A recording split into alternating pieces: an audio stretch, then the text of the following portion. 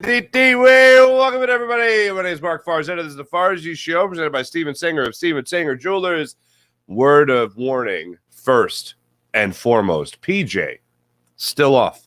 It's not like he's taking vacation time, but my producer extraordinaire, Jim Hyden, is going through, with a lot of other people in his neighborhood, a bit of a power outage. It's been going on for a while. I offered a place to crash if he needed one, a place to shower if he needed one. And, still going through the struggle right now. Hopefully he gets everything turned on in the next, 6 hours or so. So we have him along for the ride for the rest of the way. That'd be nice. But he got me pushing the buttons. So at any moment, something could blow up. Just at any moment. We don't know. So bear with me. That's part of the excitement of the show. Speaking of blowing up, McClung steals the show over the weekend. How would you like to be any of those other guys that were taking part in the NBA All-Star Weekend festivities, especially the slam dunk contest, and this is the guy you lost to? In case you don't see this, for the people on the podcast, it's McClung, slam dunk winner, 76ers G Leaguer, right now a 76er, considering he's still in that 10-day contract. He is wearing a fanny pack in what looks like high school. High school is where, by the way, he broke the records of Allen Iverson when it came to scoring records in a single season by a Virginia high school player. Not too shabby at all. Joel Embiid also starred at the All-Star game last night. He was not the MVP, but oh my goodness, what a performance by him. And yes, I'll give credit to a Boston Celtic, a record of 55 points scored by Jason Tatum at the All-Star game last night. Before I get into anything, let me just say that I am not the guy to yell at clouds. I don't mind when things are late kickoffs, late tip-offs in this case, late face-offs, first pitches. I'm not that guy. But when it comes to an all-star game, that there's no business for an NBA all-star game starting at 9 o'clock. That is way too late, especially when halftime is like 45 minutes. I wanted to stay up and watch the whole thing. I did stay up and watch the whole thing. I talked to Paul Hudrick, who's our guest today, about the 76ers, about the all-star game as well, but mostly about where the 76ers are headed in the last 26 games of the regular season. But it doesn't need to be that late. I mean, there we go. Back to my childhood. Okay. I remember the late Sunday afternoon game, watching the guys play, enjoying every second of Michael Jordan and Scottie Pippen, and the early days of like Grant Hill, Gary Payton, watching guys like that, Stockton and Malone, and watching all that and enjoying every second of that on a nice lazy Sunday afternoon. It was a little late for me. But anyway, as far as the weekend festivities go, I like everybody else. I mean, I saw McClung. We talked about it on Friday. He was on with Shams Charania of The Athletic, where he was talking about two different dunks he was going to do that no one's ever seen before. And he grabbed everybody's attention over the weekend, and everybody was tweeting about him. And a couple of the fast facts about him that I found amazing was one, what I already mentioned about Allen Iverson. He broke his high school single-season scoring record, which is insane to think about that. Georgetown kid who ended up transferring to Texas Tech, originally was brought up by the undrafted in 2021, was brought in by the Lakers organization, brought in by the Bulls after that, was G League stints with both teams and both organizations, came over here to the 76ers, where he's starting to prove his worth a little bit there at the G League level, but breaks out on the scene here over the weekend. And one of the most fascinating things I saw, that his career earnings were $106,000 as a G League basketball player over the last 2 years. $106,000. He made $100,000 last over the weekend by winning the slam dunk contest, and he'll probably get way more than that when it comes to endorsements, social media plugs, whatever it might be. Now that everybody knows the name, McClung. Now the other part of it is when they asked him after the game, Malika Andrews, who, if you don't know, I always refer to as the angel sent to us from heaven to talk to us about basketball. She's interviewing after the game, after the contest, and she says to him, "Hey there, fella." What? She didn't say that, but more or less. Hey, what are you gonna do? A lot of money for you. You just cashed in a lot of money there. What are you gonna do with it? Probably invest it. Good for you, son. I'm not going to go out there and buy some fancy car. Or, it's not an amazing amount of money, but it's a good amount of money when you've made your career earnings, almost your career earnings, in a couple of hours. Not bad, kid. You had yourself a good weekend. He definitely won the weekend. As for Joel Embiid, I'll give you his numbers. This was actually before we get to the numbers. I believe our friend Austin Krell signed this up or summed this up rather perfectly. Joel Embiid, the first overall pick as an all-star starter. That was over two-time MVP Nikola Jokic, over 10 dudes originally voted in ahead of Embiid, because remember, he was not voted in as a starter, and then all of a sudden became a starter, and then all of a sudden became the first pick in the all-star selection process, which they did live. I guess people really like that stuff. I didn't care. I'll say this, though. I thought it was better. It was better than what they normally do, which is have the two captains pick on TNT and then Chuck and these guys react. Which, by the way, if you missed it, Chuck and Shaq, their mics were on during the initial minutes, the first couple of minutes of the selection process of the All-Star game last night. So I was waiting for somebody to say something. Nobody said anything. Anyway, Joel Embiid's the first guy that's picked. Jokic was the second to last pick. Larry Markkinen was the only guy that was picked. He was picked last. Picked second to last was Joker, and he was on the same team as Embiid. Fascinating stuff. When it came to actually playing, Joel Embiid's on the court for 32 points. All right, he's played for 28 minutes. He was 14 of 19 shooting, 4 of 8 from beyond the arc, 7 rebounds in the game, 4 assists, 32 points. Kyrie Irving, 32 points as well for Team LeBron, who suffered their first loss in this All-Star format, by the way. And he had 15 assists in the game as well. Joker, for those scoring at home, only had 4 points, but he only played 20 minutes as well. Joel Embiid played a great game. And I didn't see this during the game, but Mike Malone came out after the game and said that Joel Embiid was one of the guys that you could actually watch in last night's game. This is a lot of credit given to Joel Embiid by the coach. Take a listen to this. Honored to be here. It's an honor to be a part of a great weekend, great players, but that is the worst basketball game ever played. How do you fix it? I don't know if you can fix it. I mean, I give Joel Embiid, Kyrie Irving, those guys were like competing. Joel was imploring some of the guys to play harder, to try to get some defense in, but no one got hurt. They put on a show for the fans, but that is a tough game to sit through, I'm not going to lie.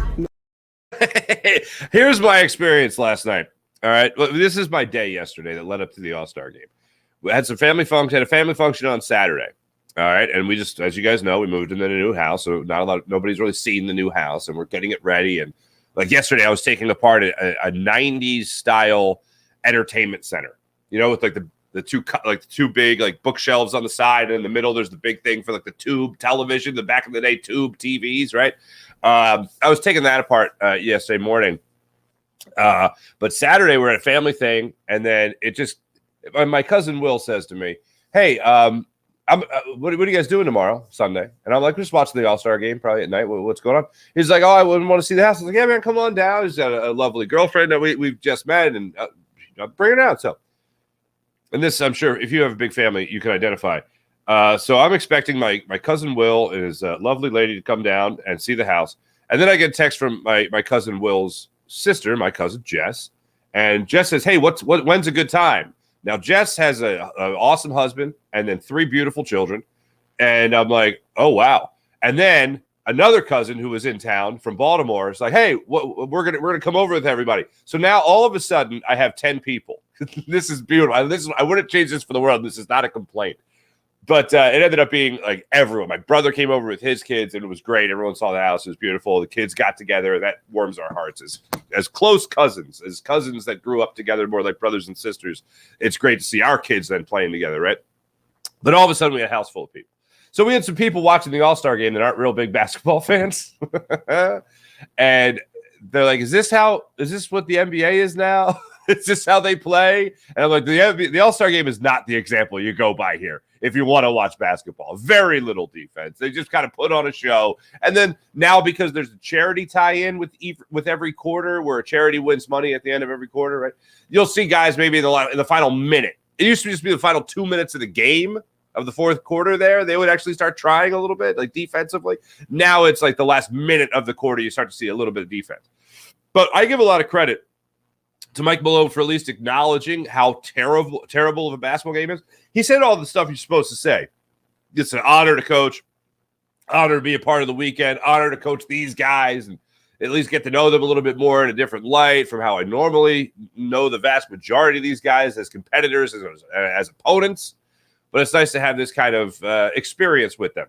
But all that being said, this is the worst pile of crap you can ever watch if you're a basketball fan. But it is a show. It's meant to be a show. It's not meant to be a competitive event until the last minute of every quarter. But I give him credit for at least acknowledging that. And I love the idea that he singled out. Kyrie Irving's a little interesting that he singled out, but that's who he singled out. And then he also singles out Joel Embiid for being one of the guys to rally some of the guys around him to actually play a little bit harder. That's our guy. Joel Embiid trying to motivate during the NBA All-Star game. I love it. I absolutely love it. Here's what I love most about it. If he's taking that seriously, how is he going to take the last 26 games of this regular season? Because I know we're coming off some pretty big highs here with the Phillies making it to a World Series, with the Eagles making it to the Super Bowl. I know we're coming off of these highs. And I feel like what's being swept under the rug right now is the importance of the next, 2 months of the regular season for the 76ers. We don't know where we're going after this. I look at this basketball team, and as I said last week, I still see a second-round exit. Paul Hudrick of Liberty Ballers will join us momentarily, and we'll get into what he sees as this season goes on for the 76ers. But I would love for the last 25, 26 games of this regular season to see this team take a step forward with being comfortable with one another. Tyrese Maxey back in the starting lineup. I'd love to see that. DeAnthony Melton come in here and be the guy that, play the role that you originally got him for, which is to be an off-the-bench player and help the team that way. I would love to see all that come together. And the Sixers show all of us that they are not going to be another second-round exit team. They are going to be a team that nobody wants to face in the playoffs because they're playing the best basketball over the last stretch of the season to go into the playoffs. I want the Sixers, over the last 26 games, to be the team nobody wants to face. I would love to see them build themselves up into that. Jason Tatum dropped 55 in the All-Star game last night. That's a new All-Star game record. MVP, as you would assume, with those kinds of numbers. I want him and Jaylen Brown not wanting the Sixers in that second round. If that's the way it falls into place, I want them not wanting the smoke of the Philadelphia 76ers when it comes playoff time. That's what I'm going to cross my fingers for. That's what I'm going to be watching for over the last 2 months of the season. Sixers putting themselves in the spot to be the best team going into the playoffs. The team playing the best basketball. James Harden playing his best basketball. Joel Embiid, of course, playing his best basketball. Tyrese Maxey back in that starting lineup, seeing the best basketball we've seen from him in a long time. I just question whether or not Doc Rivers is the guy to organize this team in that manner. I'm not a wait-and-see guy. I'm a show-me guy. I'm hoping that's what the Sixers show me. We're going to get to our friend Paul Hudrick coming up in just a second. But right now, let me tell you about my man, Steven Singer of Steven Singer Jewelers, the other corner of 8th and Walnut, right there on Jewelers Row.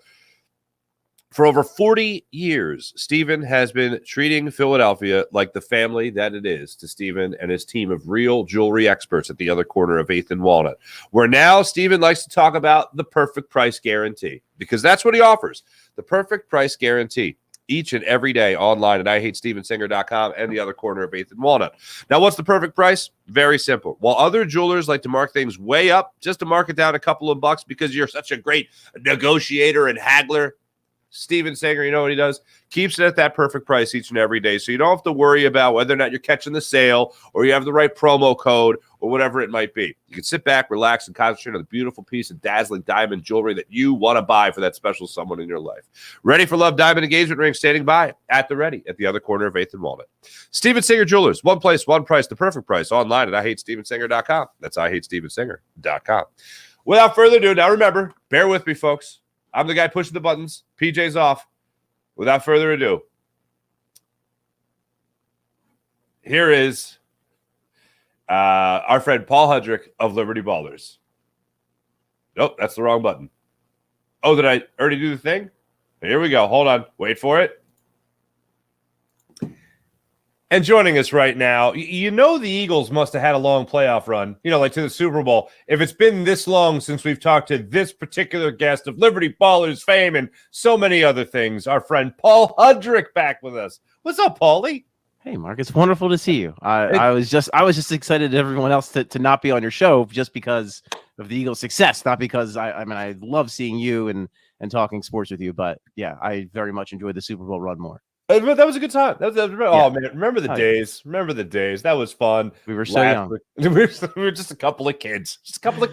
Paul, at this time that we rejoin you, at this time that you rejoin the show also, where are we at with the Sixers? I know standings-wise, now after the All-Star break, we have the 3rd seed in the Eastern Conference, the 76ers do. They have a guy who's trying to put his name back in the MVP race with Joel, the process, Embiid. But where are we? Are we still looking at a second-round exit? How are you feeling about the Sixers with 26 games left in the regular season?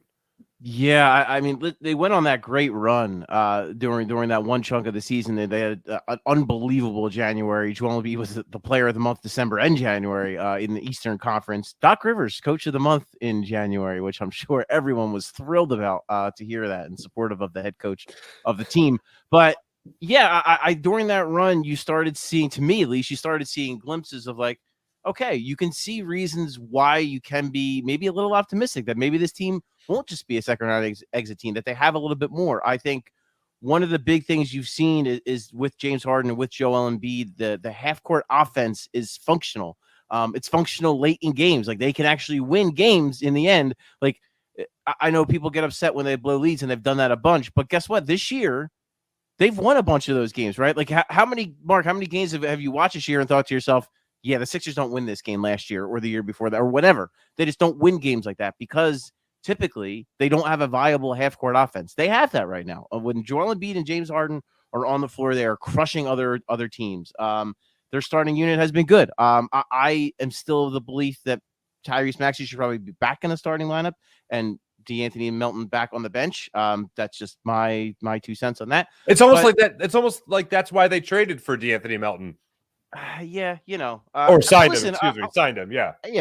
No, traded for him. Traded for DeAnthony Melton. That was a draft night trade. And I understood Doc Rivers rolling with that starting lineup when they were playing so well. Like he just basically riding the hot hand, right? Like, oh, this lineup's working really well together, winning a ton of games. Why am I going to break that up? I got that. But when you have that horrible loss to Orlando and you have that horrible loss to the Knicks, it's like, okay, you're not hot anymore. Like, I think you can get your best players in the starting unit and do that. But I don't know. We'll see what happens in the second half. We were told there were 3 starting lineups, but apparently there's only 1. But I would say too, but to kind of just really long-windedly answer your question, I would say you look at the standings right now, the Celtics are number 1, the Bucks are number 2, the Sixers are number 3. I think that's where we are. I think that is what it is. And I think the East, most of the East is kind of where I believe it's going to be. I think the Cavaliers are just a notch below. I think that unfortunately, the Celtics and the Bucks are up here. The Sixers are right below them, and then right below them is the Cavaliers. I think, Miami and Toronto, I think those teams are going to make some runs in the second. They're both going to make runs in the second half. I actually really like what the Knicks are doing. I don't necessarily love their entire roster, but I love what Jalen Brunson has brought and how good he's looked. They're an interesting team and not a team that's going to be an easy out. So the issue is, Mark, if you don't get one of the top 2 seeds, you're going to have to play Boston or Milwaukee in the second round. And as we sit here right now, I can't with confidence say that they are better than either of those teams. I have the same feeling as you do. I am terrified yet again of that second round. And what's crazy is I might be more terrified than I've ever been, because I think so much depends on it. Because if the Sixers don't rally in the last 26 games and all of a sudden prove and show the league that they can be better than the Celtics and they can be better than the Milwaukee Bucks, for instance, then I'm looking at another second round playoff exit, and then potentially seeing James Harden no longer in a Sixers jersey. So it's like, at that point, what do? Do you rely on Tyrese Maxey to take you to the next level along with Joel Embiid?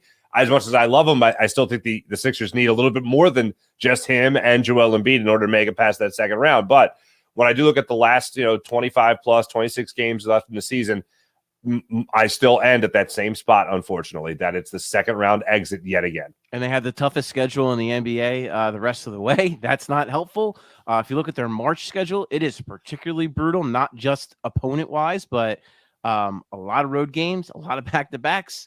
When you have three players, I would say three players you're trying to manage very much so, with Joel Embiid, with James Harden, and even with PJ Tucker, who I think was overplayed to start the season. And now I think you're seeing that he's been a little bit healthier and actually doing the things that he was brought in here to do. So it's not going to be an easy thing to navigate, especially in the month of March and especially for the rest of the season. I will say this, though.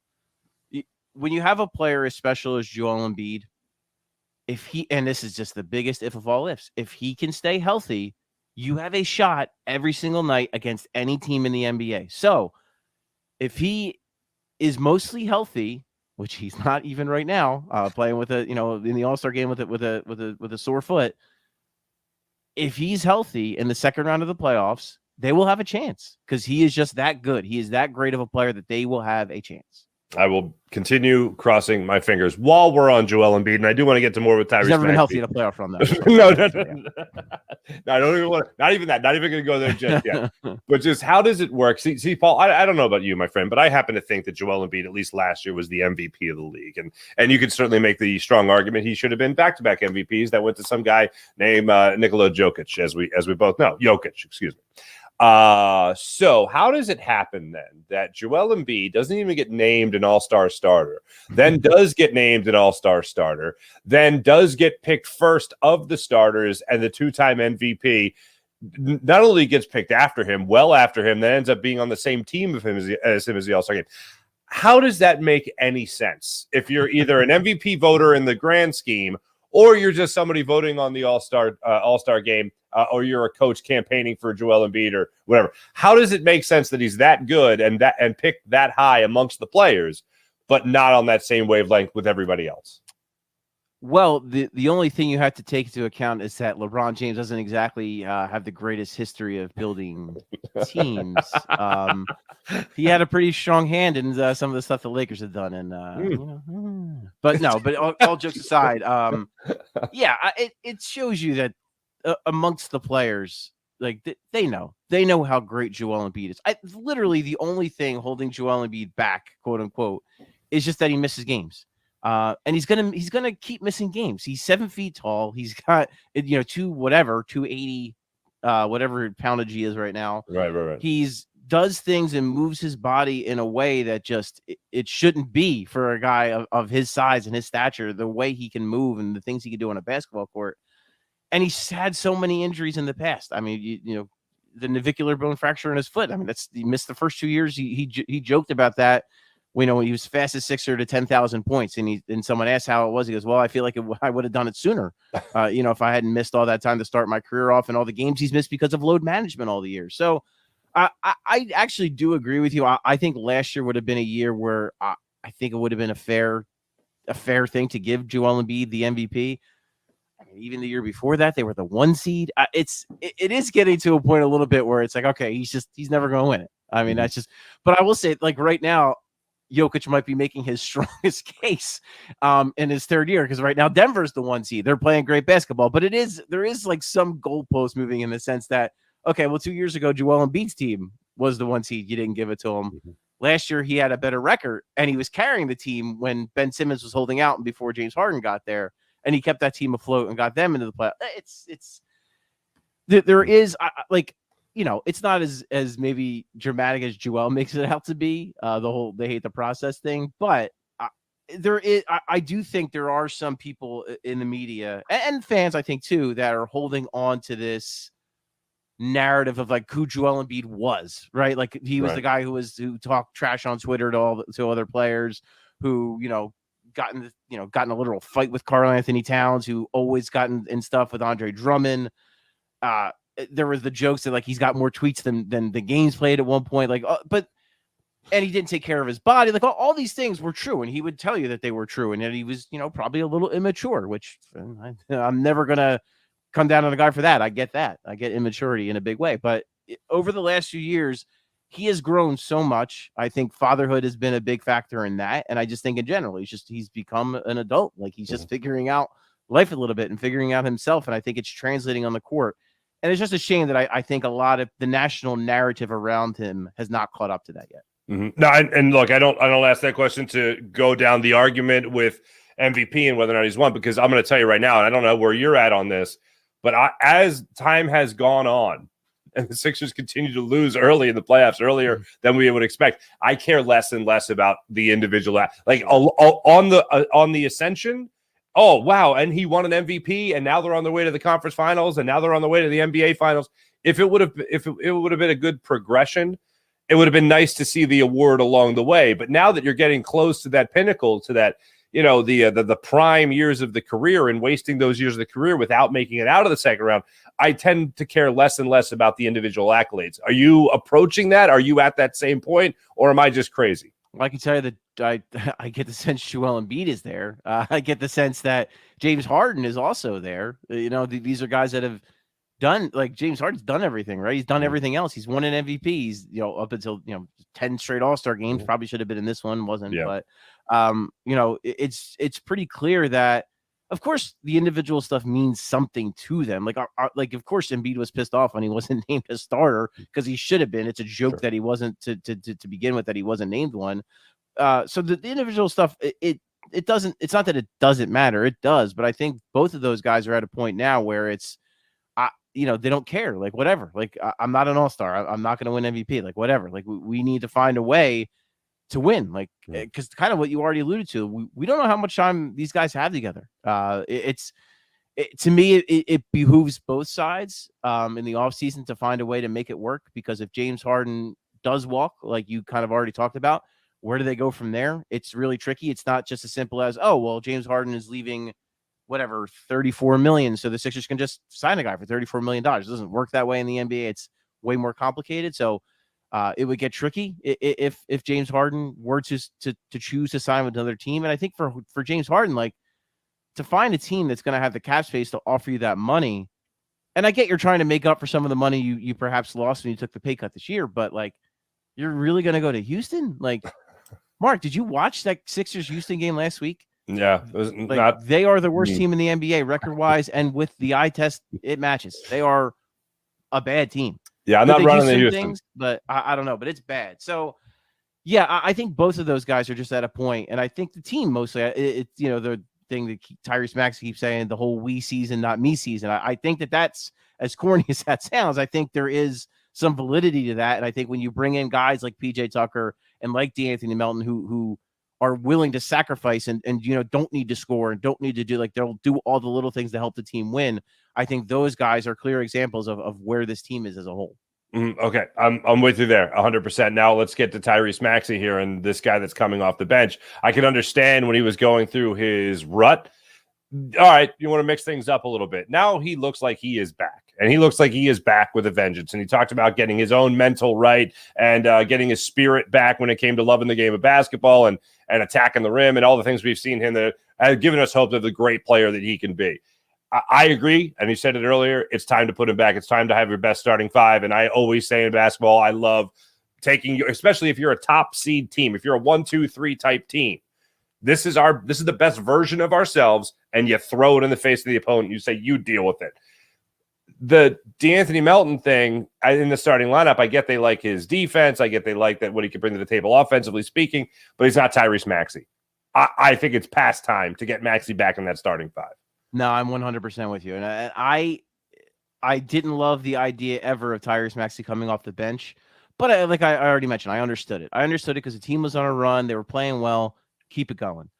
I think people overrate, and this is going to sound like, but listen, DeAnthony Melton has been a godsend for this team. He has been a perfect piece.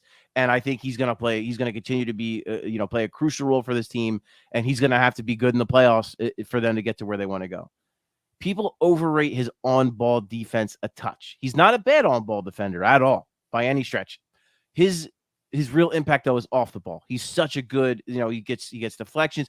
And that's why they were comfortable moving on from Matisse Thybulle, because they knew they had a player in Melton that could do a lot of that, that could get deflections, that can get out in the open floor, that can do things like that. But that offered a lot more on the offensive end of the floor. So with that said, I think Tyrese Maxey, too, the biggest strides he's made recently, even Doc Rivers has said this, defensively, he's been so much better. He's been so much more aggressive, so much more physical, getting into the guys' bodies. And to me, he hasn't been a good defender, flat out. He just hasn't been in his NBA career. But when you look at the physical traits of this guy, he's long, he's built solidly, he's a strong dude. And he cares, right? He works so damn hard. He works as hard, if not harder, than anyone on the team. It always felt like it was just a matter of time before he would put it together on that end of the floor and be more of a two-way player. I think when he was drafted here, he said one of the guys he looked up to was Drew Holiday, because Drew Holiday played both sides of the floor. He's a great defensive player that's also a good offensive player. I think Tyrese Maxey could maybe be the opposite, and I think he could be a great offensive player that's a good defensive player. And so I think the only way to do that too, Mark, is to give him the run and let him do that. And the last thing I'll say about him in the starting lineup, when James Harden first got here, Tyrese Maxey exploded. He went off. Look at the playoffs in that Toronto series. He scored 38 points in the first game of the playoffs. He is better with James Harden and Joel Embiid. And I believe that both of those guys are better with him on the floor because he's a threat to shoot. He's done so well at catch and shoot opportunities. He's great in the corners. And his speed opens up so much because you can't double as aggressively. You can't trap James Harden as aggressively. You can't double Joel Embiid as aggressively because you have the threat of Tyrese Maxey's speed. At any point, if they get him the ball, he's getting downhill and he's going to get to the rim. So I think ultimately, Tyrese Maxey should be in the starting lineup. I think that is your best starting five. And to have a player like DeAnthony Melton as one of your first off the bench is a pretty darn good thing to have. Couldn't agree more. I know a lot of people, as the season winds down, they're going to be more hypercritical, if that's even possible, of Doc Rivers as the season goes on. And, of course, as the playoffs roll in and we see how the aesthetics are in the playoffs. But how hot is the seat that Doc Rivers is on right now, you think, in the eyes of management? In the eyes of management, I don't think it's very hot at all, if I'm being perfectly honest. No, that's why I have you on. You're sheer honesty. I'm just being honest. I think the organization, as of right now, has his back. Now, if it's a second round exit again, and it doesn't end in a pretty fashion, the seat might get a little hot. That's just the way it's going to. I mean, and especially too, Mark, I'd have to say this. Context matters in all these situations. If guys are hurt or whatever, then you can say okay, X, I don't want to say a name because I don't want to put that into, speak that into existence. But if X player is hurt and he's a big part of the team and you lose to Milwaukee or Boston, it's okay, what are you going to do? Last year against Miami, he didn't have Joel Embiid for the first two games. And when he came back, his face was still broken and his hand he had the torn thumb ligament and then he had a damaged finger on the other hand. So this guy was really banged up. Clearly, James Harden was not healthy at all. You see how much healthier he is right now, playing some of his best basketball as a Sixer right now. So I do think the context would matter. With that said, if everyone's healthy and, they have the pieces that seem like they could win, that they could be good enough, and they just flat out aren't. And if Doc Rivers decides to play an all-bench lineup that gets, dusted for a 10-0 run, or if, he's playing Dwayne Dedmon over Paul Reed, and it's very clear that Dwayne Dedmon isn't the guy in that spot, that should get the seat a little bit warmer. But my sense is the team, especially, it's hard with the run that they were on recently for the match. It's hard for anyone to say Doc Rivers needs to go. It's hard to say that right now, but I understand the fan base's frustration because he does a lot of things that are quite frankly frustrating to watch and cover it, and you ask him about it, and he kind of shoos it off, and it's no, we're kind of trying to figure out we know you're smarter than us. We know you've been around the game a long time. So just tell us what you're thinking so that maybe it's something we're not seeing that you are. But yeah, I get the frustration from the fan base with some of his decision making. Understood. Real quick, I just gotta say, Daryl Morey, I didn't give him enough credit for McDaniels at the deadline. Nice little player. Love how he attacks the rim. Very aggressive. Plays a very confident game. I got to give him credit. Yeah, he's been pretty solid.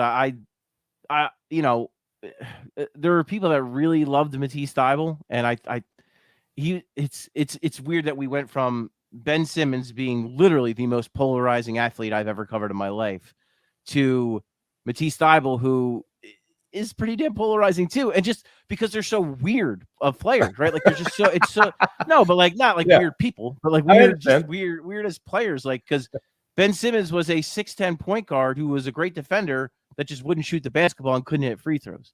Like, it just doesn't make any sense. Like, there's never been a player that's really existed quite like that. And you have Matisse Thybulle, who's a two-team all defensive team pick that you can't play in the playoffs because teams just don't guard him on offense. So it's just it's a really weird dynamic with those two guys. So I think with McDaniels, you get a much more balanced forward who can play both ends of the court. He can make an impact. Defensively, he can guard 1 through 4 pretty much. He's really good insurance too, Mark. I feel like let's say like George Niang has had his struggles throughout his career defensively in the postseason just because he doesn't move very well. Last year he was hurt. He was dealing with the knee issue, so you got to give him some benefit of the doubt there. But if he struggles again, it's nice to have a guy like McDaniels that you can plug in and play at the 4, or you can play at the 3 and play PJ Tucker. You can have PJ Tucker at the 5, play him at the 4. Like when you have a guy like that who's so dynamic and long and athletic, it does give you way more options. And I've really liked him and Paul Reed playing together. I think it's really added something to the bench because the Sixers are loaded with talent. They are not loaded with athleticism. So when you have a McDaniels out there, when you have a Paul Reed out there, it just adds something that you don't normally see. And I think the bench unit really benefits from that. So yeah, we got a long way to go. We'll see how it turns out in the postseason, but McDaniels looks like what they were going for was a more balanced player, and I think they accomplished that in getting McDaniels. I like that.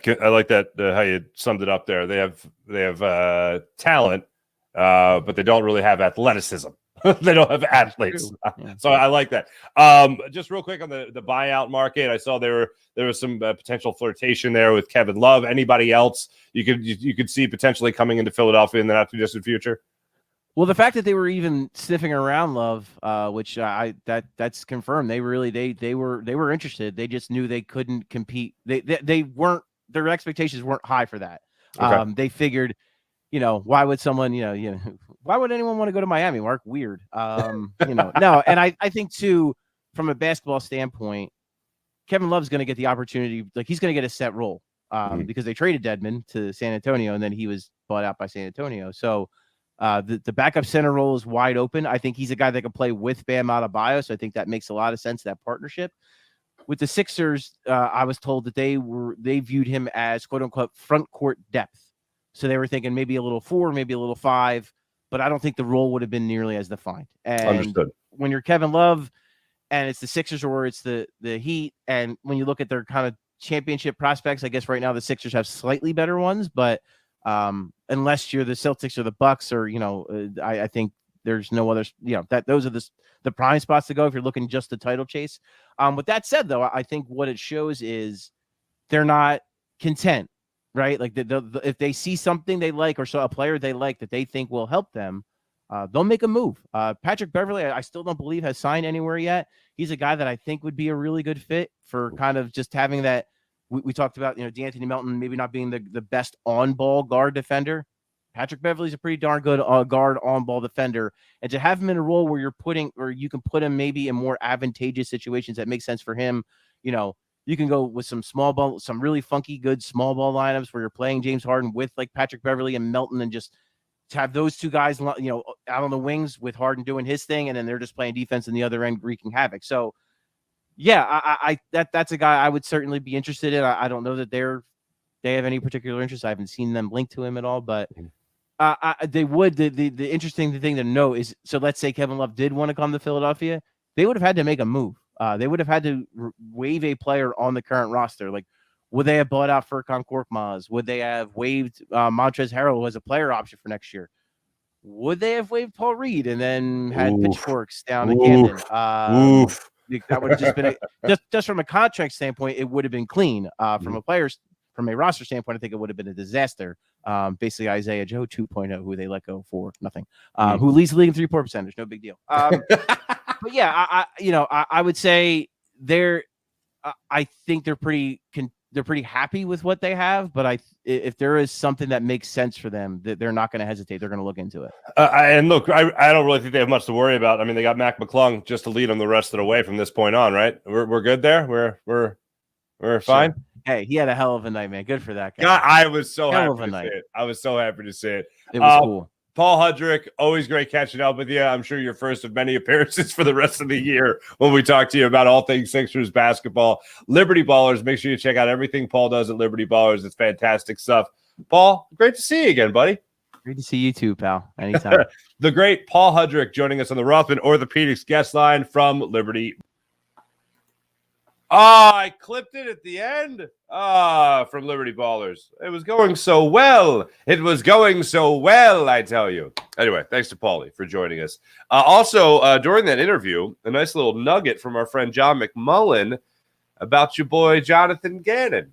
We'll give a take on that coming up in just a second. But let me tell you right now about my friends at Manscaped, manscaped.com, where you can get 20% off and free shipping with promo code Farzi at manscaped.com.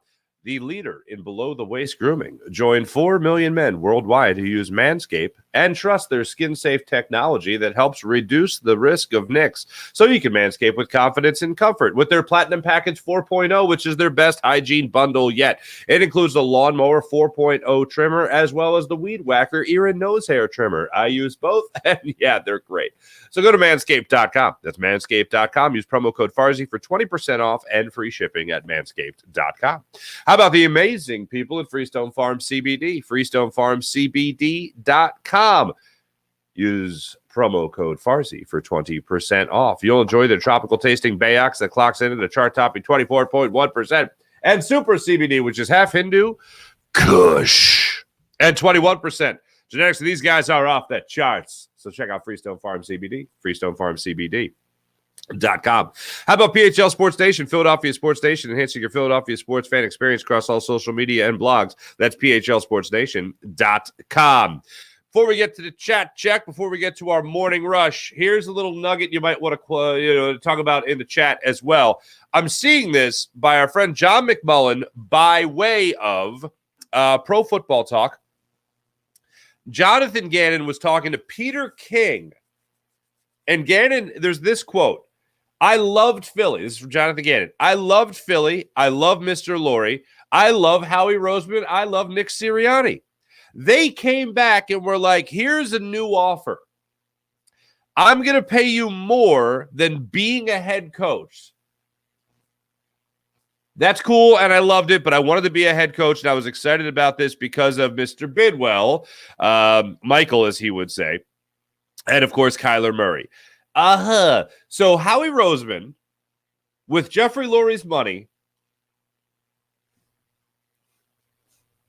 went to Jonathan Gannon and said, we're going to pay you more than what the Cardinals could pay you. I'm going to try to find this article real quick here. I literally just saw it towards the end of that interview. And Jonathan Gannon, if this is the way this played out, and I'm going to try to find this on Pro Football Talk real quick. If Jonathan Gannon just lost that Super Bowl and Howie Roseman went up to him and said, we'll outbid them and you'll still be a defensive coordinator. We'll give you a significant raise, more than a head coach would be making after that Super Bowl, then that is bat-you-know-what crazy. Bat-you-know-what crazy. If that's the chronology of this going down, then that baffles my mind. Pro Football Talk, here we go. This is from Peter King's Football Morning in America on Pro Football Talk. let's see where we're going here. I'm scanning this article right now. He's talking about the Super Bowl. Kelsey. Let me see. Let me do a quick Gannon search here.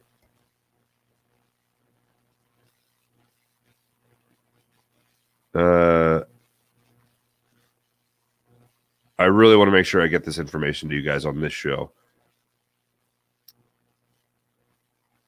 Of course, it's not coming up. Gannon's widely respected. Here we go. This might do it. All right. So the previous question from our man Peter King. Gannon answered by saying, if Kyler Murray isn't here, I don't take this job. I think the offense would look much different.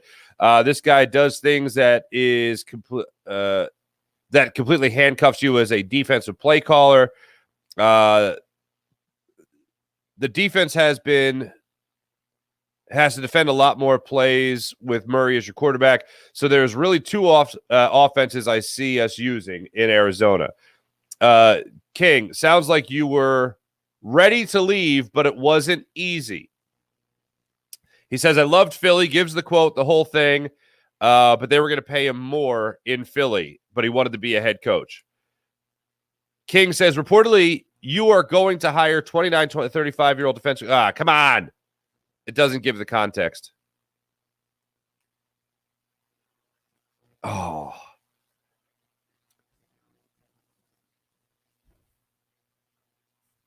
It doesn't give the context more than, like, it doesn't really tell you the order. So it's possible then that Howie Roseman and Jeffrey Lurie were going to outbid Arizona. Or the offer they had already given him before the Super Bowl to stay in Philadelphia, giving him a raise, that maybe that was the order of it. But if the order was, yeah, stay here in Arizona, go get that coaching offer, and then come back to us and we'll outbid it. If that was it, after that Super Bowl performance, that's crazy. That they tried to pay more than a head coach in order to keep him as your DC. That's bonkers. Or the other order of it could be that while all the other offers were done and they were going into the Super Bowl, maybe those 2 weeks leading up to it, after Gannon had already said he was staying there in Philadelphia, maybe they told him, hey, look, whatever you were going to get there, we're still going to give you a raise here. We're still going to pay you more here. And then maybe the head coach, maybe that's when Arizona knocked on the door again and said, hey, you know what? We want to talk to your boy. And then after the Super Bowl, Howie Roseman said, no, why don't you just not get on the plane with us, stay here in Arizona and talk to the Bidwell family and see how that goes. But if it was go talk to them, come back to us with the offer, and then we'll try to beat it, or we'll beat it, then that's bat you know what crazy. By the way, worth noting that, yes, Nick Rallis, who we actually played on this show, was a linebackers coach with the Eagles. He's going to be the defensive coordinator at 29 years old under Jonathan Gannon in Arizona. Rallis is the guy that in training camp, if you remember, Nick Sirianni tackled him, and he used that as a coaching moment to show his players, see how coach hit me? That was too high. You got to hit low. Cut the motor. Anyway, so I found that interesting. Let's get to the chat check. One benefit of me doing this is that I can put things up here. I like this. Mullet. What's up, Mullet Alvarado? Nice to see you, buddy.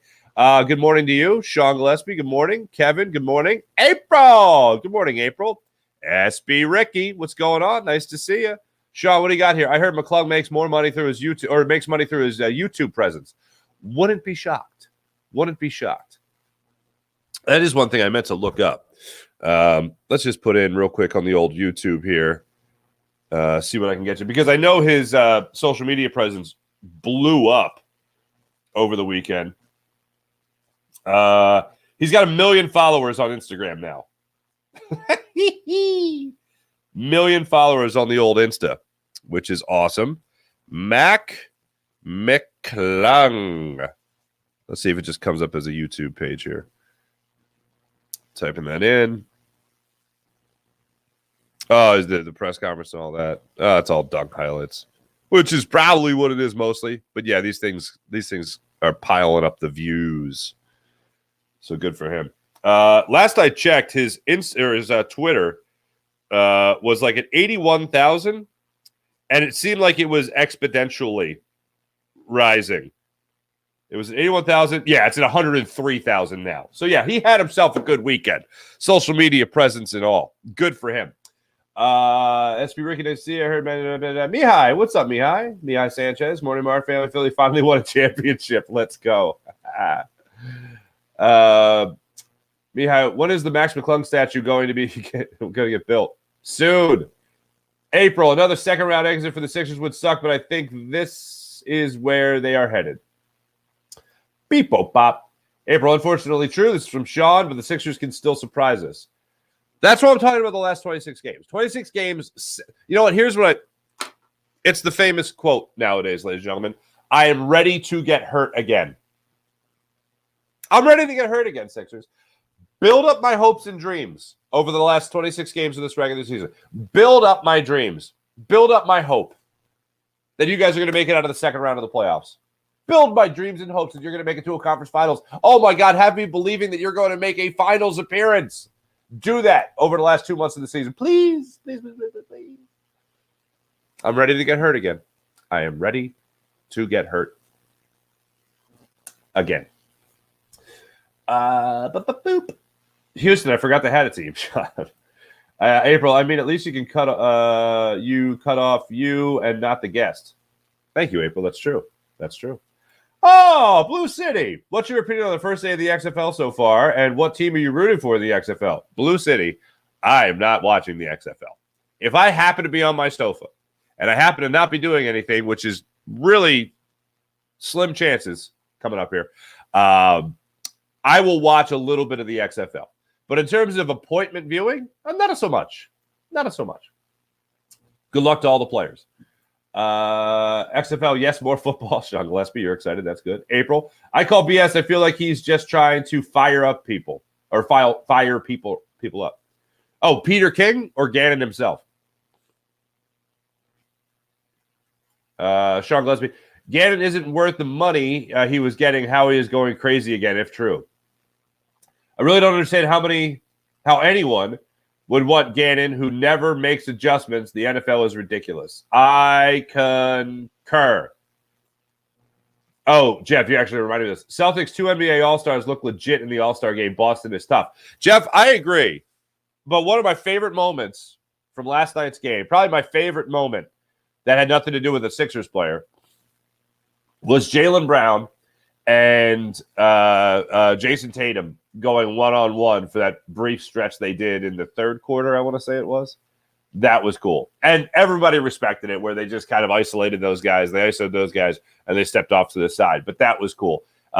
Tatum did not win that battle. For a guy that dropped an all-star record 55 points in that game, he did not win that battle against his teammate Jaylen Brown. Jaylen Brown won that one. It was fun. But Jaylen Brown was the clear-cut winner in that battle, head-on-head, head-to-head. So there you go. Let's get to the morning rush brought to you by Sky Motorcars, SkyMotorcars.com. Thanks to everybody in the chat. You guys are awesome as per usual. Couple of nuggets from Nick Castellanos, okay? Read a couple articles about him over the weekend. He used words like pissed off, frustrated, baseball wasn't fun, talked about how it felt like a job last year. That was from one article, and that came from Todd Zlecki of MLB.com. Then I also read Alex Coffey's story from Inquirer.com that talked about the adjustments Nick Castellanos had to make last year, including the time his first son was born. He was just a breakout prospect with the Tigers organization. His second son is born. The lockout goes down in Major League Baseball. Then he signs with a new team. He's with a new team, and he's got to make all the adjustments in the world. So there was a lot going on, a little distraction in the best way possible, becoming a dad for the second time. He talked about missing opportunities there where he felt like he should be changing diapers, and all that's well and good. But he did also talk about how this time around he feels a lot more comfortable. Now, some people might hear comfortable and say, wait a minute, hold on a second. You hit 13 home runs last season after a 34 home run season. You hit 263 with a 305 on base percentage. That's terrible. And you want to talk about being comfortable? I think baseball players are a weird breed, and I know I'm not alone in thinking that. I want him to be comfortable. I don't want him to be complacent. I don't want him to feel, oh, well, last year struggled, no big deal. And I don't think he feels like that. The fact that he was pissed off, the fact that he was frustrated, the fact that for a guy that says, I didn't go to college, I hit baseballs, For him to say last year was a job, that's really bad. That's him acknowledging how bad last year was. And you know what? He did come on strong in the second half. There was the injury. But if you look at his July, August, and September numbers, all right, 103 games, 100 games, 14 games, okay, in the month of September. He went from, July 282 was his batting average. August 300 was his batting average in 100 games. September, only 14 games, he hit 357. And then in the playoffs, especially on the defensive side of things, I didn't think I'd talk about him as much as a defensive threat, but damn, he was great defensively in the playoffs and in the World Series last year. But I even said this before I read any article about him at spring training here, how he's getting himself ready for the season, how he is trying to get comfortable, put last year behind him, step into the batter's box, and be more prepared. He did say more prepared than he's ever been. Even before I read all that, I mean, even if you believe just in the law of averages, I don't think Nick Castellanos is going to have another struggle-filled season. And last year was exactly that. I mentioned the home run numbers, but you also talk about the 305 on-base percentage. He has got to get that back way up going into this season. And I got confidence he's going to do it because I think he's a much better ball player than what we saw. And I do believe, John Middleton, that when you think about last year's free agents and you think about last year's trades, the only player they were willing to go over the luxury tax for was Nick Castellanos. I think this year is the year he helps the Phillies out. I think this is the year that he helps John Middleton, who made that statement last year, and proves why he is a guy that is worth breaking the luxury tax for. That's what I see. And reading these articles about him at least put me in the right mindset that this guy is going to attack this season the way we thought he would attack last season. Now he's a little bit more comfortable. He feels like he's going to be the best teammate he could possibly be on this team, and not just as a guy in the clubhouse, but a guy that is going to go out there on the baseball field and show this team just how talented he can be to help them win. And being 2 wins shy of a World Series championship certainly helped that motivation as well. The other thing that came out with baseball over the weekend was this. Manny Machado's long-term deal that he signed with the San Diego Padres is fascinating. And that was the number one thing a lot of us were looking at, even when he came here to Philadelphia. Was he going to do the opt-out thing? Was he going to build in, after 4 years, 5 years, I can opt out into a deal? Looks like that's the way it's going to go. Bryce Harper, when he signed his 13-year deal here in Philadelphia, did not sign an opt-out, did not include an opt-out in his contract. So he is here for the long term.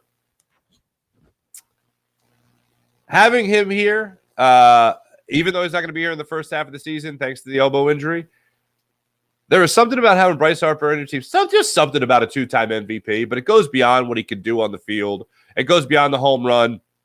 It goes beyond all that stuff. It goes on for just always believing you can win. When we talk about it all the time in football, and I mention this a lot with Jalen Hurts, when you have Jalen Hurts as your quarterback, when you have Patrick Mahomes as your quarterback, you feel like you can win this game. No matter what, you can win. You have a chance to win the game. With Bryce Harper in your clubhouse, first half of the season notwithstanding, you feel like you can win. You feel like you have somebody there that's going to do something special to spark a comeback, even if you're down 5-6 runs. You feel like you're going to have a chance to win because Bryce Harper is going to motivate this team, whether it's by his play or by his leadership in the clubhouse. And I do think right now that without Bryce Harper, and they certainly stayed afloat last year without him. Now they can stay afloat without him with a better rotation, and now they can stay afloat without him with Trey Turner as your shortstop, and also either leading off or batting second in this lineup. It's just around the corner, folks, and I can't wait for it. Baseball will be upon us. And just reading these stories and seeing things about Andrew Painter and his 95 to 100 mile per hour fastball and the control he's showing and adding the cutter and all these different things, I just can't wait for it. And Nick Castellanos is going to be a really interesting case to see if he does bounce back in the way that myself and many others think that he will in this upcoming season. And listening to him talk about how, listening to be so honest about what he was going through last season and how frustrated he was, accountability is such a tall tale thing for a lot of players. And when he holds himself accountable and how angry he was at himself for last year's performance, it gives me a little more confidence he'll have a bounce back season, like I said, that me and many other people think he will have. Thanks for watching. Thanks for listening. You guys are great as per usual. My name is Mark Farzetta. This is the Farzy Show. Make sure you guys hit subscribe on the old YouTube channel as well. Hopefully we have PJ back tomorrow to push some buttons for us, right? Thanks for watching, everybody. Have a great rest of your day. Catch you guys tomorrow. See ya.